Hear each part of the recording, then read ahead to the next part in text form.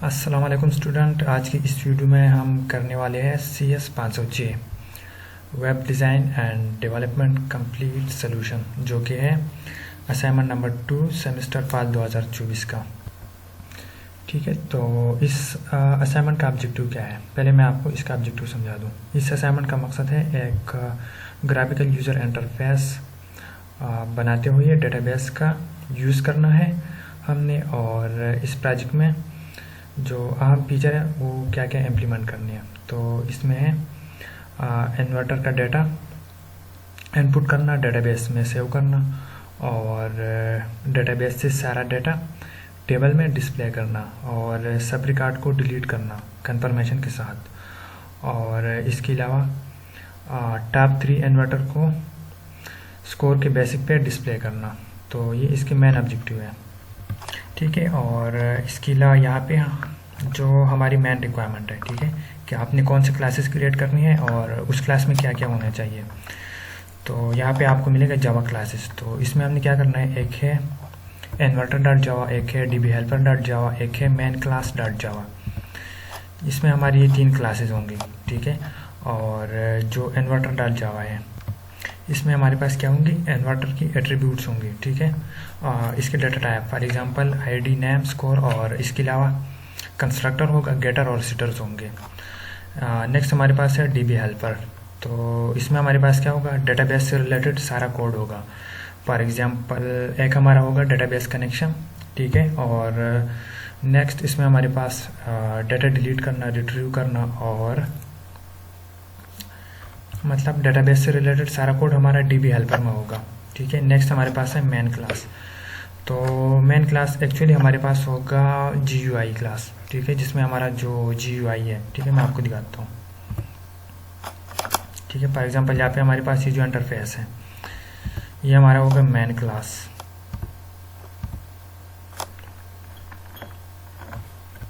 Okay, यहाँ पे ये जो GUI है ये हमारा मेन क्लास होगा। और इसके अलावा अच्छा, इस असाइनमेंट को करने के लिए आपके पास होना चाहिए नेटबीन IDE, या इसके अलावा आप IntelliJ भी यूज़ कर सकते हो। तो इनमें से आप कोई भी यूज़ कर लो। आई विल सजेस्ट कि आप यूज़ कर लो नेटबीन IDE। ठीक है, तो चलिए शुरू करते हैं। आपने ओपन करना है नेटबीन IDE। अगर आपने इंस्टॉल नहीं किया तो मैं आपको नीचे डिस्क्रिप्शन में लिंक दे दूँगा, आप उधर से इंस्टॉल डाउनलोड वगैरह कर सकते हो। अच्छा, अब यहाँ पे आने के बाद आपने क्लिक करना है फाइल, और फाइल के बाद यहाँ पे होगा न्यू प्रोजेक्ट। न्यू प्रोजेक्ट के बाद आपने सेलेक्ट करना है जावा विद आंट। ओके, अगर आप कोई भी लेटेस्ट वर्जन यूज़ कर रहे हो नेटबीन का तो यहाँ पे ऑप्शन होगा जावा विद आंट। अगर आप कोई ओल्ड वर्जन यूज़ कर रहे हो तो उसमें आपको सिंपल जावा एप्लीकेशन का ऑप्शन मिलेगा। ठीक है, जैसे कि ये है। और उसके बाद आपने क्या करना है, नेक्स्ट के बाद आपने लिखना है अपना असाइनमेंट नेम। तो बेशक यहाँ पे आप अपनी ID लिख लो। ठीक है, इधर आपने लिखनी है अपनी ID BC 1 2 3 4 5 जो भी है। और उसके बाद यहाँ पे एक ऑप्शन होगा क्रिएट मेन क्लास। इसको आपने क्या करना है, अनचिक, और करना है फिनिश। तो प्रोजेक्ट क्रिएट करने के बाद आपका प्रोजेक्ट यहाँ पे लेफ्ट साइड में अपेयर हो जाएगा। ठीक है, अब सबसे पहले हम क्या करते हैं, यहाँ पे प्रोजेक्ट का सेटअप करते हैं। फॉर एग्जांपल उसमें हमने क्रिएट करना है एक MS एक्सेस डेटाबेस, और एक हमने क्या करना है, इसमें हमें कुछ लाइब्रेरी की ज़रूरत पड़ेगी। ठीक है, जैसे कि यू कैन एक्सेस ड्राइवर, तो उसको भी हमने यहाँ पे ऐड करना है। ठीक है, किस तरह करते हैं, पहले मैं आपको प्रोजेक्ट सेटअप समझाता हूँ।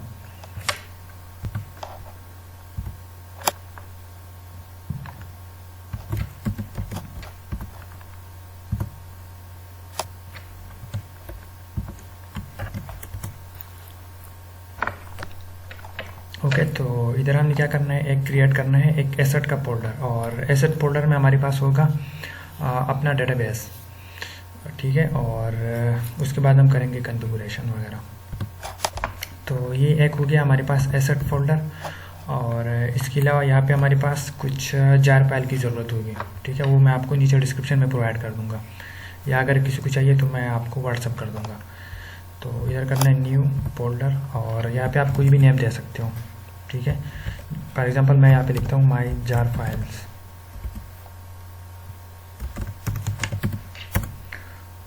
ओके। और इधर आपने क्या करना है, यू कैन एक्सेस ड्राइवर रखना है। यहाँ पे ये जो फोल्डर है माई जार फाइल, इसमें आपने रखना है यू कैन एक्सेस ड्राइवर की फाइल्स, ठीक है। या अगर आप इसको सर्च करेंगे गूगल में, ठीक है, जस्ट ये सर्च करें यू कैन एक्सेस ड्राइवर, तो आपको ये सारी फाइल उधर से भी मिल जाएंगी। या अगर आपको चाहिए तो मैं आपको इधर से सेंड कर दूंगा। अच्छा, ये हो गया। इसके अलावा हमने यहाँ पे जो था एसेट फोल्डर, इसमें हमने क्या करना था, एक डेटाबेस क्रिएट करना था। और जैसे कि आपकी रिक्वायरमेंट में है कि डेटाबेस आपने क्रिएट करना है अपनी आईडी से, ठीक है। तो इसको आपने करना है Ctrl+C, और उसके बाद यहाँ पे ओके, ये जो एसेट का फोल्डर है आपने करना है न्यू, और आपके पास MS एक्सेस डेटाबेस इंस्टॉल होना चाहिए, ठीक है। तो आपने ये क्रिएट करना है। उसके बाद आपने करना है रीनेम, और इसको क्या करना है एंटर। एंटर के बाद आपने एक टेबल क्रिएट करना है जो कि टेबल आपका होगा, ओके। तो इसको ओपन करना है। ओपन करने के बाद क्रिएट टेबल, क्रिएट टेबल के बाद अपना टेबल नेम देना है, उसमें लिखना है 3 एट्रीब्यूट आपने उधर लेने हैं, ठीक है, 3 कॉलम, एक आईडी, एक नेम, और थर्ड हमारे पास होगा स्कोर, ओके। सो यहाँ पे है क्रिएट के बाद यहाँ पे टेबल, और अब इधर हमारे पास क्या होगा, फर्स्ट कॉलम हमारे पास होगा आईडी, ठीक है, डिज़ाइन व्यू, और टेबल नेम हमारा था इन्वेंटर्स, एंड देन ओके। उसके बाद फर्स्ट कॉलम होगा आईडी, सेकंड कॉलम होगा नेम, और थर्ड कॉलम हमारे पास होगा स्कोर, ओके। और स्कोर हमारे पास होगा इंटीजर टाइप का, तो इधर आपने लेना है नंबर,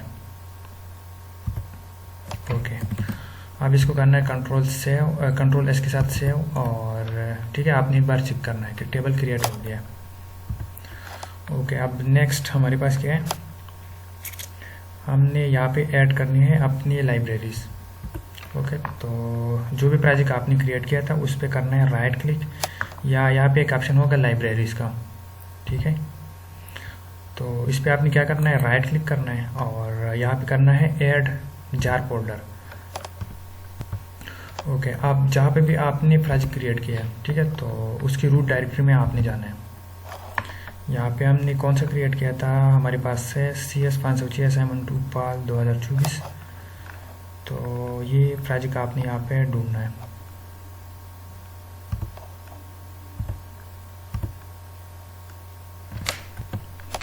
ओके। तो ये रहा हमारा प्रोजेक्ट फोल्डर,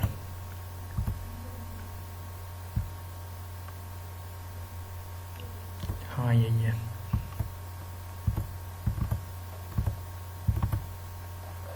अब यहाँ पे हमने एक फोल्डर क्रिएट किया था माई जार फाइल्स, और इसमें हमारे पास वो सारे जार फाइल्स होंगे, ठीक है। उसके बाद करना है ओपन।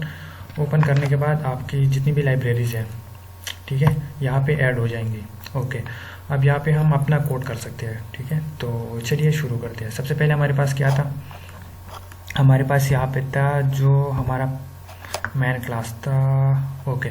तो फर्स्ट सबसे पहले हमने ये बनाना है inverter.java, Ctrl+C, और यहाँ पे ठीक है, यहाँ पे करना है राइट क्लिक न्यू, और यहाँ पे होगा जावा क्लास। अगर आपको ये नहीं मिल रहा तो नीचे अगर आप आएंगे अदर में, और इधर आप सर्च करेंगे क्लास, ठीक है, तो आपको जावा क्लास मिल जाएगा नीचे से, उधर आपने सेलेक्ट करना है, ओके। तो हमने सेलेक्ट करना है जावा क्लास, उसके बाद नेक्स्ट, और यहाँ पे हमने क्या करना है, अपना क्लास नेम देना है, उसके बाद करना है फिनिश।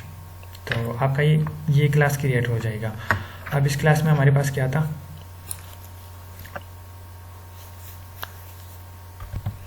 तो इस क्लास में हमारे पास एक है आईडी, नेम और स्कोर, ओके। तो यहाँ पे लेने हैं प्राइवेट। फर्स्ट हमारे पास है आईडी प्राइवेट, ये हमारे पास होगा इंटीजर टाइप का, ओके। और ये आईडी, उसके बाद हमारे पास है private string name, and third one हमारे पास है डबल, जो कि होगा स्कोर।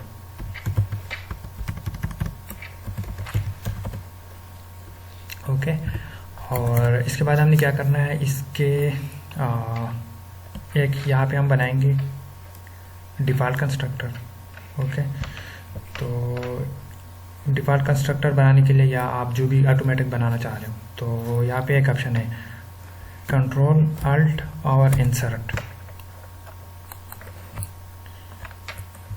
ओके, तो आपने प्रेस करना है अल्ट और इंसर्ट, ठीक है।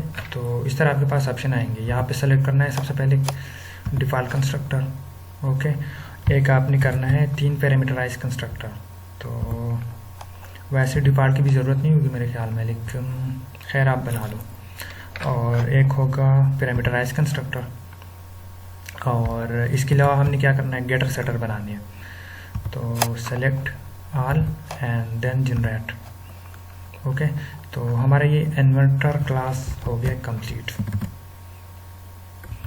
ओके, तो अब ये जो इन्वर्टर का क्लास है, ठीक है, तो ये इन्वर्टर का डेटा स्टोर करने के लिए यूज़ होती है। इसके पास 3 एट्रीब्यूट है, एक है आईडी, नेम और स्कोर। इसके अलावा हमारे पास है गेटर और सेटर मेथड्स, जिनके ज़रिए हम इन एट्रीब्यूट को हैंडल करते हैं।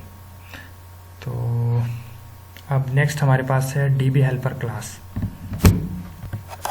तो यहाँ पे क्रिएट करते हैं एक डीबी हेल्पर क्लास।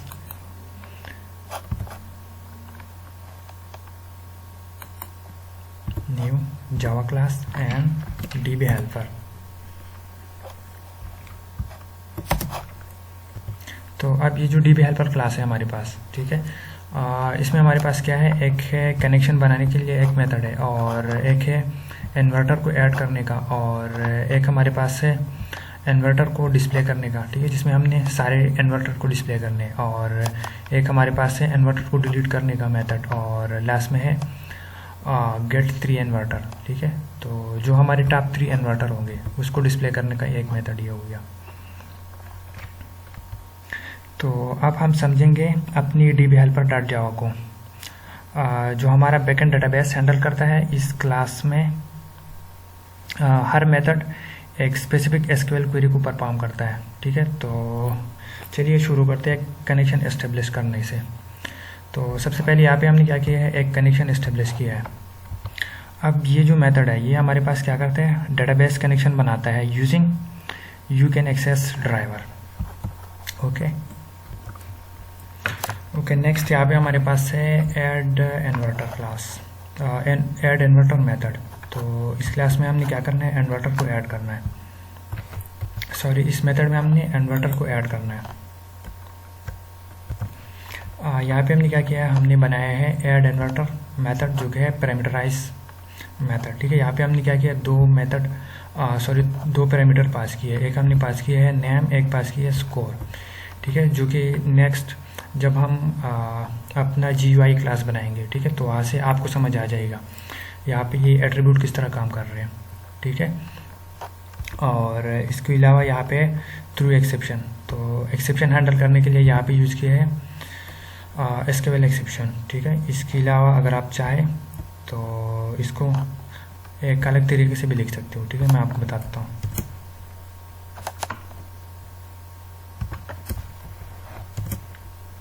ओके, यहाँ पे आपने करना है ट्राई, और लास्ट में क्या करना है, कनेक्शन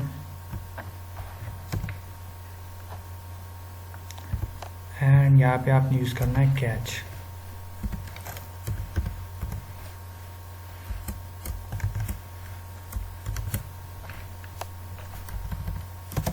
और इधर आपने करना है एक्सेप्शन,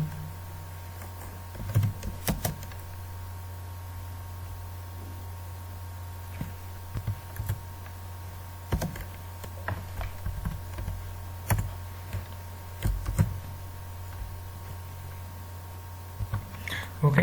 तो आप चाहे तो इस तरह भी एक्सेप्शन हैंडल कर सकते हो। और यहाँ पे ये जो हमारे पास है कैच ब्लॉक में अगर हमारे पास कोई एक्सेप्शन आता है, ठीक है, तो इसको हम यहाँ पे प्रिंट कर सकते हैं।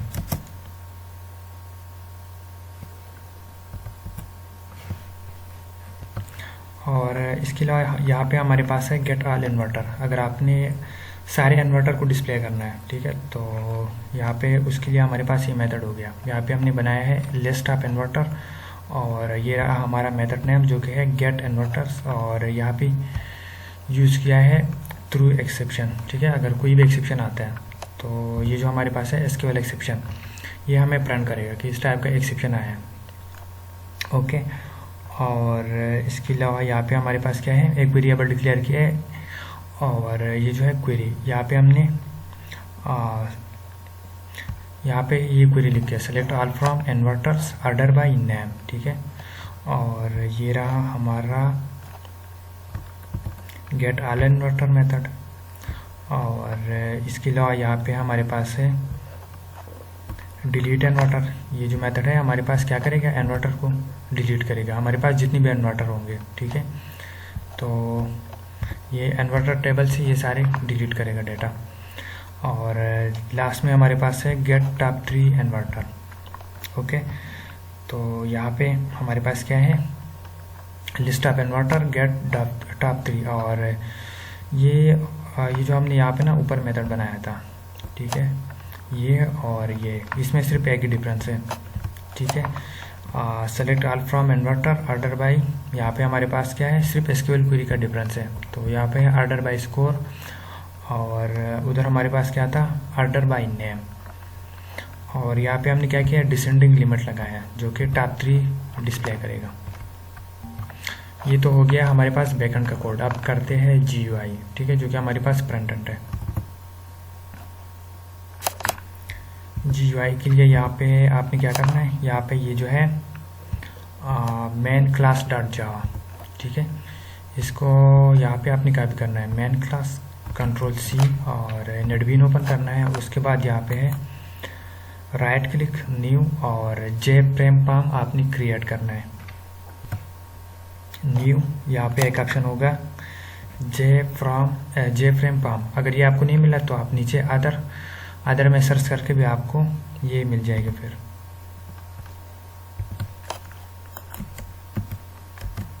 और उसके बाद आपने करना है फिनिश। उसके बाद आपने यहाँ पे अपने वो सारे लेबल और टेबल वगैरह आपने यहाँ पे ऐड करने हैं। ठीक है, तो आप क्या करते हैं, यहाँ पे अपने लेआउट को पहले चेक करते हैं।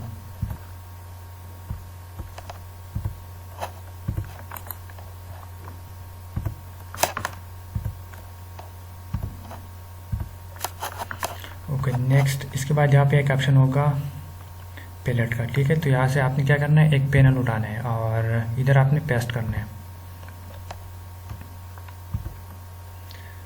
पेस्ट करने के बाद आपने यहाँ पे इसको अच्छी तरह सेट करना है। ठीक है,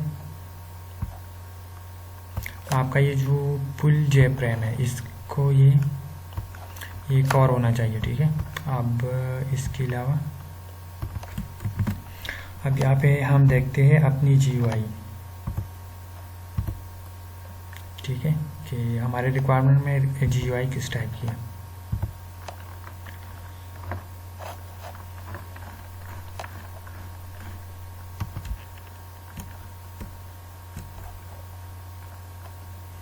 ओके, तो सबसे पहले हमने क्या करना है, लिप में एक पैनल बनाना है।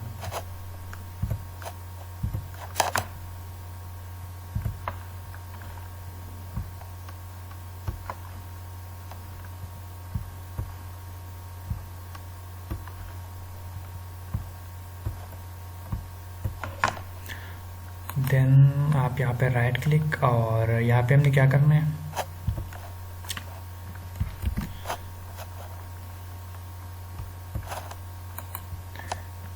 राइट क्लिक, उसके बाद है प्रॉपर्टीज, और प्रॉपर्टी के बाद यहाँ पे है नो बॉर्डर, तो इसको आपने करना है border, line border. Okay, and then उसके बाद यहाँ पे लेना है एक और पैनल और ओके, सबसे पहले हमने क्या करना है, इसको बॉर्डर देना है, लाइन बॉर्डर। ओके, और ओके को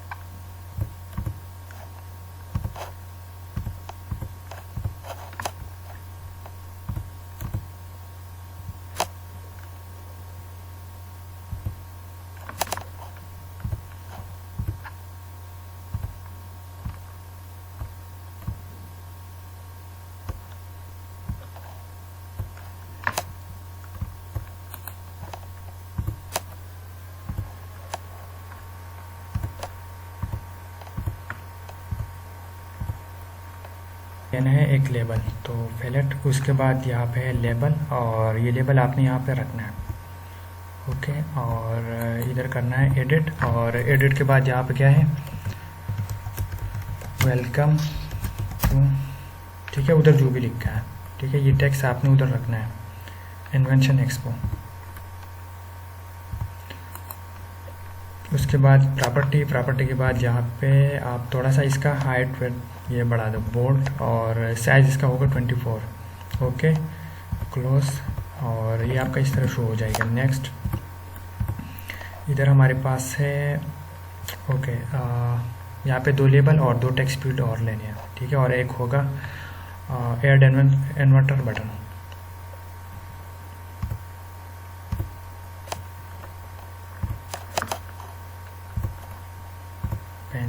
और यहाँ पे आपने करना है ड्रॉप प्रॉपर्टीज, उसके बाद यहाँ पे नो बॉर्डर, इसको आपने करना है लाइन बॉर्डर। ओके, और क्लोज, उसके बाद यहाँ पे, ठीक है, इसको इस तरह सेट करना है।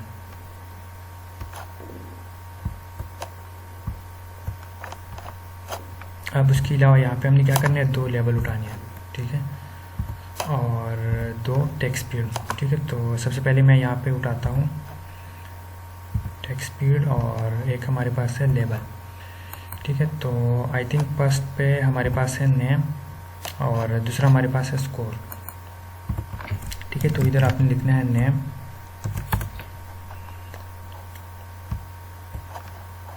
और ये हमारे पास होगा चेंज वेरिएबल, और इसको आप रख लो नेम txt, ठीक है। और यहाँ पे ये जो टेक्स्ट है इसको रिमूव करो, और इसके अलावा इसका जो हाइट और इसको थोड़ा बोल्ड करना है, ठीक है।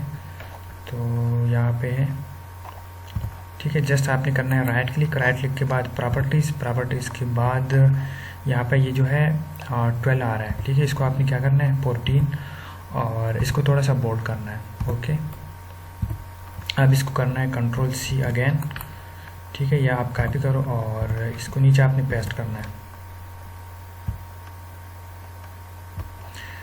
तो सेकंड हमारे पास होगा स्कोर, और ये हमारे पास होगा स्कोर txt।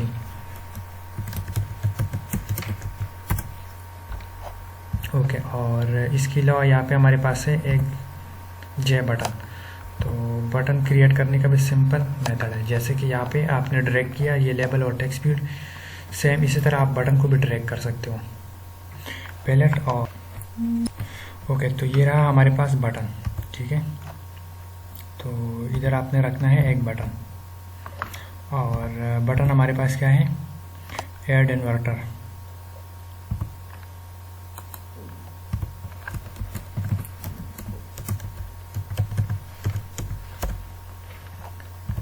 और इसको आपने करना है थोड़ा सा बोल्ड।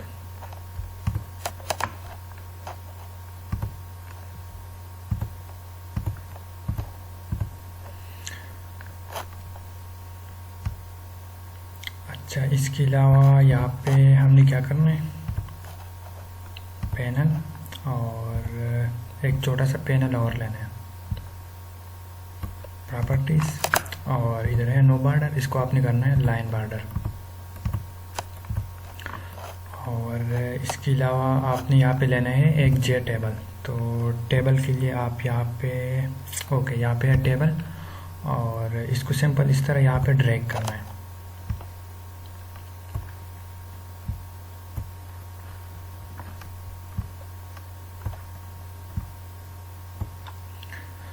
और इसके अलावा यहाँ पे टेबल में हमारे पास क्या क्या है, टेबल में हमारे पास है नंबर, नेम और स्कोर, ठीक है। तो यहाँ पे राइट क्लिक के बाद यहाँ पे है टेबल कंटेंट के बाद यहाँ पे कॉलम, और अगर यहाँ पे कोई रो वगैरह है तो इसको आपने क्या करना है 0।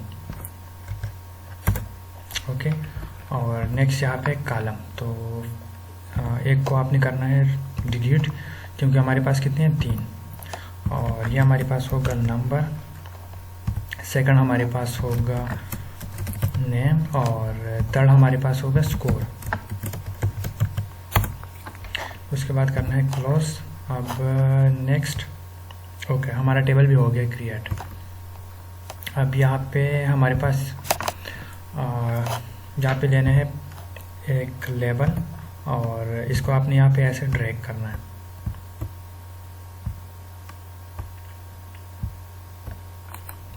ओके, एडिट टेक्स्ट, और टेक्स्ट को आपने यहाँ से करना है रिमूव। और इधर अभी हमने क्या करना है, अपनी इमेज को यहाँ पे लगाना है। तो इमेज आप अपनी यहाँ पे ये जो है यहाँ से स्क्रीनशॉट लेके लगा सकते हो। तो मैंने ऑलरेडी यहाँ पे सेव किया हुआ है डाउनलोड, और यहाँ पे CS506 लोगो। उसके बाद करना है इसको यहाँ पे पेस्ट, ठीक है, यहाँ पे आइकन, और अभी तक वो पेस्ट नहीं हुआ, 1 मिनट। ओके, तो इस तरह आपने क्या करना है। अच्छा, ये मैंने शायद आपको नहीं दिखाया, ठीक है। तो सारे लोगो वगैरह ऐड करने के बाद आपने यहाँ पे करना है राइट क्लिक, यहाँ पे एक ऑप्शन होगा प्रॉपर्टीज़, और इधर एक है आइकन, ठीक है। तो जो भी आपका आइकन है, ठीक है, उसको आपने सेलेक्ट करना है और उसके बाद करना है क्लोज। तो आपका आइकन भी यहाँ पे ऐड हो जाएगा। और यहाँ पे जितनी भी ये बटन्स है, ठीक है, इसको आपने क्या करना है, प्रॉपर नेमिंग देनी है, ठीक है। फॉर एग्जांपल है चेंज वेरिएबल नेम, यहाँ पे है ऐड इन्वेंशन, तो इसका एक प्रॉपर नेम होना चाहिए, एडिंग इन्वेंशन BTN। और उसके अलावा यहाँ पे जो है डिलीट लोड, तो इसका भी एक प्रॉपर नेम होना चाहिए, लोड BTN। और यहाँ पे है डिलीट BTN, और यहाँ पे है व्यू विनर। तो इन सब का आपने क्या करना है, प्रॉपर नेमिंग देनी है। ओके, अब इसके अलावा यहाँ पे हमारे पास क्या है, ये हो गया टेबल, ठीक है, ये सब कुछ हो गया। अच्छा, नेक्स्ट। ओके, तो अब सबसे पहले हम डिस्कस करते हैं यहाँ पे ऐड इन्वेंशन वाला कोड। तो यहाँ पे ये जो है ऐड इन्वेंशन, इसको क्या करना है, आपने डबल क्लिक, और उसके बाद यहाँ पे लेना है एक वेरिएबल, ठीक है। फॉर एग्जांपल यहाँ पे हमने लिया है स्ट्रिंग नेम, और उसके बाद यहाँ पे हमने क्या किया है, इस नेम वाली वेरिएबल में हमने स्टोर किया है यहाँ पे जो भी टेक्स्ट होगा, ठीक है। फॉर एग्जांपल यहाँ पे है चेंज वेरिएबल नेम, और यहाँ है नेम TXT। अब फॉर एग्जांपल यहाँ पे यूज़र जो भी एंटर करेगा, ठीक है, उसके बाद हमारा ये स्टोर होगा यहाँ पे, ठीक है, इस नेम वेरिएबल में। इसी तरह सेम हमारे पास है स्कोर, ठीक है। तो यहाँ पे हमारे पास है चेंज वेरिएबल नेम, अगर करते हैं तो यहाँ पे स्कोर TXT, और इधर हमने लिया है डबल स्कोर वेरिएबल। और यहाँ पे अब फॉर एग्जांपल आपका जो भी टेक्स्ट होता है ना किसी भी टेक्स्ट फील्ड में, तो बाय डिफ़ॉल्ट ये होता है स्ट्रिंग टाइप का। अब अगर आपने इसको ना इंटीजर में लेना है या डबल या जो भी इस तरह मतलब नंबर में आपने इसको स्टोर करना है, तो ये आपको पहले क्या करना होगा, कन्वर्ट करना होगा, ठीक है। अब फॉर एग्जांपल इंटीजर है, तो इंटीजर को आपने टेक्स्ट को आपने कन्वर्ट करना है इंटीजर। और इसके अलावा अगर आपने डबल लेना है तो डबल का भी आप इस तरह सेम कन्वर्ट कर सकते हो। उसके बाद आपका ये कंसिडर होगा डबल, ठीक है। तो डबल को कन्वर्ट करने के लिए हम यूज़ करते हैं डबल डॉट पार्स डबल, और उसके बाद हमारा जो भी स्ट्रिंग होता है, ठीक है, उस स्ट्रिंग को हम यहाँ पे पास करते हैं, ठीक है। यहाँ पे हम अपने स्ट्रिंग को पास करते हैं। अब ये हमारे पास कंसिडर होगा एज अ डबल, ओके। अच्छा, नेक्स्ट। और इसको आपने क्या करना है, लेना है ट्राई एंड कैच में, ठीक है, ताकि हमारे पास कोई भी एक्सेप्शन आए तो हमारे पास हैंडल हो जाए। अब ट्राई के अंदर हमारे पास होता है एग्जीक्यूटेबल कोड, और कैच ब्लॉक में हमारे पास अगर कोई एक्सेप्शन आता है तो हमारा ये एक्सेप्शन वाला ब्लॉक चलेगा फिर, ओके। और उसके बाद यहाँ पे हमने क्या किया, एक कंडीशन लगाया है, ठीक है, if name data is empty, अगर नेम हमारे पास एम्प्टी है या स्कोर लेस देन है 1 या स्कोर ग्रेटर देन है 100, तो उस केस में हमारे पास क्या होगा, ये स्टेटमेंट चलेगा, ठीक है। और इधर यहाँ पे यूज़र को क्या शो होगा, एनवेरेड input ensure name is not empty, okay. यहाँ पे आप जो भी दिखाना चाहते हो वो यहाँ पे शो हो जाएगा as a J option pane combo box में। और यहाँ पे हमारे पास क्या होगा, रिटर्न।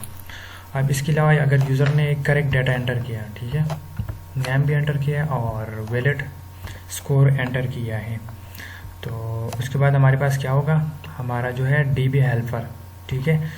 यहाँ पे हम क्या कर रहे हैं, हमारा है DB हेल्पर क्लास, और DB हेल्पर क्लास का हम यहाँ पे कॉल करने वाले हैं इन्वर्टर, और जो कि DB हेल्पर में हमारा क्लास था मैं आपको दिखाता हूँ, ठीक है, जो मेथड था ऐड इन्वर्टर, ठीक है। तो यहाँ पे हमने क्या किया, दो पैरामीटर को पास किया है, एक हमारे पास है नेम, एक हमारे पास है स्कोर, ठीक है।